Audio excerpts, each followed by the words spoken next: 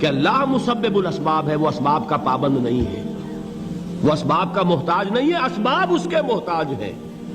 اگر یہ یقین ہے تو اللہ پر ایمان ہے، یہ نہیں ہے تو تمہارا ایمان اسباب پر ہے، وسائل پر ہے، ذرائع پر ہے، مادیات پر ہے، اللہ پر نہیں۔ اس وقت کہاں راستہ تھا؟ کوئی راستہ تھا؟ سمندر ہے اور ادھر سے لشکر آ گیا ہے۔ کلا ان معی ربی سیہدین۔ اب دیکھیے ایمان کہہ دینا آسان ہے، ہوا معکم اینما کنتم، جہاں کہیں بھی تم ہوتے ہو اللہ تمہارے ساتھ ہوتا ہے، لیکن اس کا یقین قائم ہو جائے تو زمین و آسمان کا فرق واقع ہو جائے۔ یہی بات ہوئی حضور کے ساتھ۔ غار ہے، چھپے ہوئے ہیں محمد الرسول اللہ اور آپ کے وہ یار غار ابو بکر صدیق رضی اللہ تعالی عنہ۔ اقبال نے حضرت ابو بکر کی شان میں چند اشعار کہے صرف، لیکن واقعہ یہ ہے کہ بھاری بھاری نظموں پر اور قصیدوں پر بھاری ہے، طویل ترین نظمیں اور قصیدے ہوں ان پر بھاری ہے۔ ہمت ابو بکر کی ہمت جو ہے، کشت ملت را جو ابر، جیسے بارش سے کھیتی اپجتی ہے، ابو بکر کی ہمت اور عزیمت اس امت کو اسی طرح سینچنے والی ہے۔ ثانیے اسلام و غار و بدر و قبر، وہ دوسرے تھے اسلام میں، دوسرے پہلے کون تھے؟ انا اول المومنین، حضور فرماتے ہیں سب سے پہلا ایمان لانے والا میں، دوسرے ابو بکر۔ ویسے ہمارے ہاں یہ چلتا ہے اختلاف، حضرت علی پہلے ہیں کہ حضرت ابو بکر پہلے ہیں، لیکن اس میں بڑی خوبصورت تطبیق قائم کی ہے علماء نے اور بہت صحیح ہے۔ چار کے بارے میں فیصلہ ہی مت کرو کہ کون پہلے ہے، ان کی ایک عجیب تقسیم کر دی ہے۔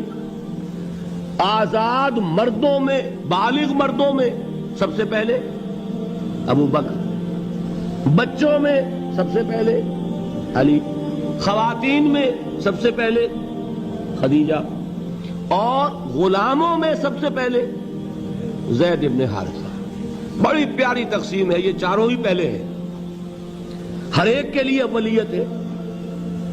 اور واقعہ یہ ہے کہ اگر زمانی اعتبار سے تعین ہوگا تو پہلے خدیجۃ الکبریٰ آئیں گی رضی اللہ تعالی عنہ، کسی اور سے بات کرنے کی نوبت بعد میں آ سکتی ہے، پہلے تو اہلیہ محترمہ سے بات ہوئی، آتے ہی پہلی وحی ہوئی ہے، ابھی تبلیغ کا حکم نہیں تھا۔ کس کو بتایا واقعہ؟ ابھی اپنی نبوت کی تبلیغ کا تو حکم ہی نہیں آیا۔ واقعہ کس کا ہے؟ وہ خدیجہ کا ہے۔ جب کہا ہے کہ خشیت علی نفسی، مجھے اپنی جان کا اندیشہ ہے، تو کیا جواب دیا خدیجہ نے رضی اللہ تعالی عنہا؟ وہ صدیقۃ الکبریٰ ہے۔ صدیقات جو ہیں خواتین، ان میں چوٹی پر خدیجۃ الکبریٰ ہے رضی اللہ تعالی عنہا، اور صدیق جو مرد ہیں ان میں صدیق اکبر ہے ابو بکر صدیق رضی اللہ تعالی عنہ، لیکن صدیقات میں چوٹی پر۔ جب حضور نے فرمایا خشیت علی نفسی، کیا فرمایا، کیا عرض کیا، کیسے تسلی دی؟ نہیں نہیں، اللہ آپ کو ضائع نہیں کرے گا، آپ غریبوں کے ہمدرد ہیں، آپ مساکین کے تکالیف رفع کرنے والے ہیں، آپ بیواؤں کی سرپرستی کرتے ہیں، آپ مسافروں کی خدمت کرتے ہیں، اللہ آپ کو ضائع نہیں کرے گا۔ یہ یقین ہے اس خاتون کے اندر۔ خیر وہ ایک علیحدہ بات ہو جائے گی۔ میرے دل پر حضرت خدیجہ رضی اللہ تعالیٰ عنہ کی شخصیت کا بڑا گہرا نقش ہے، جو وہ کوئی اور ہی وقت اور موقع ہوا تو بیان ہوگا۔ بہرحال اقبال نے ایک مصرے میں جو چار اولیتیں جمع کر دی ہیں، ہمتیں کشت امت را چو ابر، ثانی اسلام و غار و بدر و قبر۔ اسلام میں حضور کے بعد پہلے کون؟ ابو بکر۔ غار میں حضور کے ساتھ کون؟ ابو بکر۔ بدر کی رات اللہ کا رسول سر بسجود، وہ جھاڑ، وہ گھاس پھوس کی جو جھوپڑی بنائی گئی تھی، اور وہاں تلوار ننگی لے کر پہرا دینے والا کون؟ ابو بکر۔ اور اس حجرہ عائشہ میں محمد کے بعد سب سے پہلے دفن ہونے والا کون؟ ابو بکر رضی اللہ تعالی عنہ صلی اللہ علیہ وسلم۔ وہ جو معاملہ میں سنا رہا تھا غار ثور کا، حضرت ابو بکر بھی حضور کے خیال سے لرز گئے ہیں. آپ کو یاد ہوگا کہ جا کر پہلے تمام جتنے سوراخ تھے انہیں بند کیا ہے. ایک سوراخ رہ گیا تھا جس کو بند کرنے کے لیے کوئی کپڑا نہیں تھا. وہاں اپنی ایڑی رکھی ہے. تب کہا ہے حضور سے تشریف لائیے, اور اپنے زانو پر حضور کو لٹایا ہے. اور وہاں کسی موذی جانور نے کاٹا ہے. حضور کی آنکھ لگ گئی تھی. اس وقت اس بل کے اندر جو بھی بچھو ہے کیا ہے واللہ عالم, اس نے کاٹا ہے. اس کی تکلیف کی وجہ سے ابو بکر کی آنکھوں سے آنسو ٹپک گئے. حضور کے چہرے مبارک پر پڑے ہیں تو حضور جاگے ہیں معاملہ کیا ہے. ایڑی نہیں ہٹائی وہاں سے, مبادا وہ جانور وہاں سے نکل کر محمد الرسول اللہ کو کوئی گزن پہنچا دے. ابو بکر کی ایڑی ہے, جس طرح چاہے کھا لے, ختم کر دے, جان نکل جائے تب کوئی آنچ آئے محمد پر تو آئے, لیکن جیتے جی نہیں. وہ ہے ابو بکر. حضور کے خیال سے اس وقت حضور نے پھر اپنا لعاب دہن لگایا ہے, اور اس سے پھر آپ کی تکلیف ختم ہوئی. جیسے خیبر میں حضرت علی کی آنکھ دکھ رہی تھی, اس کو جو شفا حاصل ہوئی ہے وہ بھی حضور کے لعاب دہن سے ہوئی. تو بہرحال اس وقت انہوں نے کہا ہے کہ اے نبی یا رسول اللہ, اگر اس وقت ان میں سے کسی نے غیر ارادی طور پر بھی اپنے قدموں کی طرف جھانک لیا تو پکڑے جائیں گے. کیا جواب تھا اللہ کے رسول کا؟ لا تحزن ان اللہ معنا. اللہ ہمارے ساتھ ہے, کیوں گھبراتے ہو ابو بکر؟ یہ ہے ایمان باللہ. میرا مالک اللہ, میرا رازق اللہ, میرا محافظ اللہ, میرا مددگار اللہ, میرا پشت پناہ اللہ, میرا دوست اللہ. یہ دوستی ہے اللہ کی جو لب لباب ہے, حاصل ہے ایمان کا. اسی کا نام ولایت ہے. اولیاء اللہ کے سروں پر سینگ نہیں ہوتے. جس کے دل میں ایمان راسخ ہو چکا ہو وہی اللہ کا ولی ہے. جسے اللہ پر یقین ہو چکا ہے وہی اللہ کا ولی ہے. جسے یقین ہے اللہ میرے ساتھ ہے, میرا مددگار, میرا پشت پناہ, میرا ساتھی, میرا دوست, میرا محبوب, میرا محب. اللہ اہل ایمان سے محبت کرتا ہے. واللہ یحب الصادقین.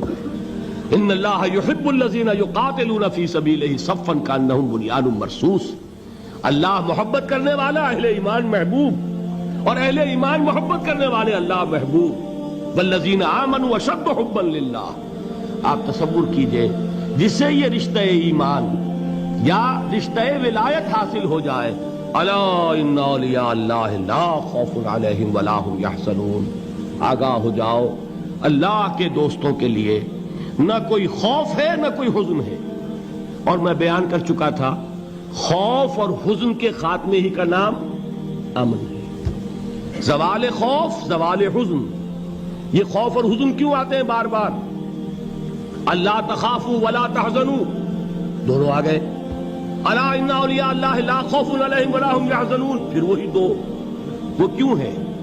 خوف ہوتا ہے کسی مستقبل کی بات کا, یہ نہ ہو جائے, وہ نہ ہو جائے, یہ نقصان نہ پہنچ جائے, یہ تکلیف نہ ہو, یہ غضب نہ آ جائے. خوف ہے مستقبل سے. حزن ہے یہ کیوں ہوا, یہ نہیں ہونا چاہیے تھا, یہ میرا فلاں چیز میرے ہاتھ سے جاتی رہی ہے, فلاں موقع نکل گیا, اب بیٹھے ہوئے ہیں اندر ہی اندر کڑ رہے ہیں, صدمہ ہے اور رنج ہے. اور جو اللہ پر ایمان رکھتا ہے وہ جانتا ہے ما اصاب من مصیبت فی الارض ولا فی انفسکم الا فی کتاب من قبل ان نبرأها ان ذلک علی اللہ یسیر لکی لا تعصوا علی ما فاتکم ولا تفرحوا بما آتاکم واللہ لا يحب كل مختال فخور. اس زمین میں یا تمہاری جانوں میں کوئی تکلیف, کوئی مصیبت نہیں آ سکتی سوائے اس کے کہ جو اللہ نے لکھ دی ہو, اس سے پہلے کہ وہ ظاہر ہو. جس کو یہ حقیقت معلوم ہو گئی اس کو یہ طرز عمل اختیار کرنا چاہیے. جو چیز چھن جائے, جاتی رہے, چھوٹ جائے, اس پر افسوس نہ کرو. کس نے چھینی؟ دوست نے. دوست کے فیصلے پر شکایت. دوستی کو بٹا لگا رہے ہو, سرے تسلیم خم ہے جو مزاج یار میں آئے. اگر دوستی ہے تو پھر تو تمہیں گردن جھکانی چاہیے کہ ہر چے ساقی ماریخت عین الطاف است. جو بھی میرا ساقی میرے پیالے میں ڈال دے اس کا کرم ہے. جو اس کی طرف سے آئے اس پر کوئی رنج نہیں, کوئی صدمہ نہیں, کوئی غم نہیں, کوئی شکایت نہیں, کوئی شکوہ نہیں. اور جو ہوگا وہ اس کے اذن کے بغیر نہیں ہوگا, اور اس کا اذن ہوگا تو یقیناً میرے لیے خیر ہی خیر ہے, چاہے وہ ناگوار شے ہو. بظاہر مجھے اچھی نہ لگ رہی ہو، میری شارٹ سائٹڈنس میں مجھے وہ نظر آ رہی ہے کہ میرے لیے بری ہے، لیکن قرآن نے کہا ہے عسیٰ ان تکرہوا شیئا وہو خیر لکم وعسیٰ ان تحبوا شیئا وہو شر لکم واللہ یعلم وانتم لا تعلمون۔ ہو سکتا ہے تم کسی چیز کو ناپسند کرو، درحال ہے کہ اسی میں تمہارا خیر ہو، اور ہو سکتا ہے تم کسی چیز کو پسند کرو، درحال ہے کہ اس میں تمہارا شر ہو۔ اللہ جانتا ہے، تم نہیں جانتے۔ جب مجھے یہ بات معلوم ہو گئی، میں نے اپنا معاملہ اللہ کے حوالے کیا۔ سپردم بے تو مایا خیش را تو دانی حساب کم و بیش را، اے رب جو تو چاہتا ہے وہ ہو، تیرے علم میں جو شے میرے لیے خیر ہے وہ ہو جائے، میری کوئی پسند نہیں، میری کوئی چاہت نہیں، یہ ہے راضی برضائے رب۔ اکبر الہ آبادی نے اسے کہا ہے رضائے حق پہ راضی رہ، یہ حرف آرزو کیسا، خدا خالق، خدا مالک، خدا کا حکم تو کیسا۔ جب میں آ گیا بیچ میں، میری پسند، میری مرضی، میری خواہش، میری چاہت، یہی تو شرک ہے۔ ما شاء اللہ کان وما لم یشاء لم یکن، جو اللہ نے چاہا وہ ہوا، جو اس نے نہیں چاہا نہیں ہوا، اختیار اس کا ہے، میرا تو نہیں۔ رضائے حق پہ راضی رہ، یہ حرف آرزو کیسا، خدا خالق، خدا مالک، خدا کا حکم تو کیسا۔ اقبال نے اسے کہا ہے فارسی میں، اب آپ کہیں اس کا ترجمہ بھی کرو تو وہ مجھے ذرا اس وقت کچھ بہت ہی بدذوقی کسی بات نظر آئے گی۔ جائیے پوچھئے کسی سے جسے فارسی آتی ہو۔ برو کشید ز پیچا کے ہست و بود مرا، چوک دہا کے مقام رضا کشود مرا۔ مجھے تو تمام پیچ و خم سے نکال دیا اس مقام رضا نے، میں راضی برضائے رب ہوں، جو فیصلہ اس کا میں اس پر راضی۔ تو کہاں کا حزن اور کس کا خوف، یہی زوال حزن اور زوال خوف، یہی ہے امن، یہ نتیجہ ہے ایمان کا۔ تو جان لیجئے یہ ہے لب لباب، یہ ہے حاصل ایمان کا، یہ ہے تو ایمان ہے، یہ نہیں ہے تو ایمان نہیں۔